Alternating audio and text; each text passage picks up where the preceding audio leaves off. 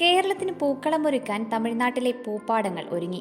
അതിർത്തി ഗ്രാമങ്ങളിൽ ഏക്കർ കണക്കിന് പ്രദേശത്താണ് ഓണത്തെ വരവേൽക്കാൻ പൂക്കൾ വിരിഞ്ഞു നിൽക്കുന്നത്. ഓണക്കാലം മലയാളികളെ പോലെ തന്നെ ആഘോഷത്തിന്റെ കാലമാണ് തമിഴ്നാട്ടിലെ പൂകർഷകർക്കും. പൂക്കൾക്ക് ഏറ്റവും അധികം വില ലഭിക്കുന്നത് ഈ കാലഘട്ടത്തിലാണ്. തേനി ജില്ലയിലെ ശീലയൻപെട്ടി അടക്കമുള്ള ഗ്രാമങ്ങൾ പൂക്കൃഷിക്ക് പ്രശസ്തമാണ്. ഓണം ലക്ഷ്യം വെച്ച് ജൂൺ ജൂലൈ മാസങ്ങളിൽ കൃഷിയിറക്കും. ജമന്തിപ്പൂ കൃഷിയാണ് ശീലയൻപെട്ടിയുടെ ഏറ്റവും വലിയ പ്രത്യേകത.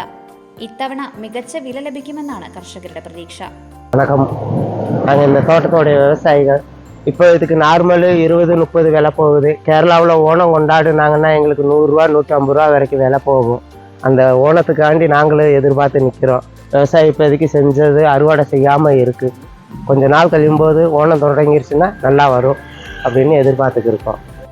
പ്രധാനമായും തമിഴ്നാട്ടിലെ പൂ മാർക്കറ്റുകളിൽ എത്തിച്ചാണ് കർഷകർ വിൽപ്പന നടത്തുന്നത്. കേരളത്തിൽ നിന്നും തമിഴ്നാട്ടിലെത്തി കർഷകരിൽ നിന്ന് നേരിട്ട് പൂ വാങ്ങുന്നവരുമുണ്ട്.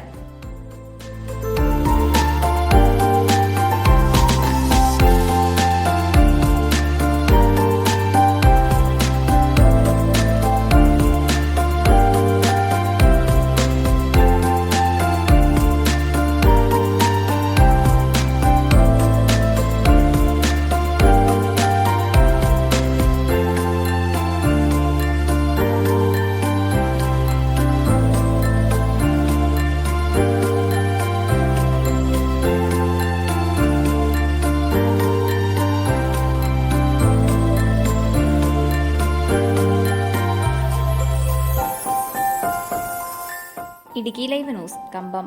ഇടുക്കി ലൈവ് വാർത്തകൾ നിങ്ങൾക്കായി അവതരിപ്പിച്ചത് ഏറ്റവും കുറഞ്ഞ വിലയുമായി ഓക്സിജനിൽ 100 മണിക്കൂർ മെഗാ ഡിസ്കൗണ്ട് സെയിൽ.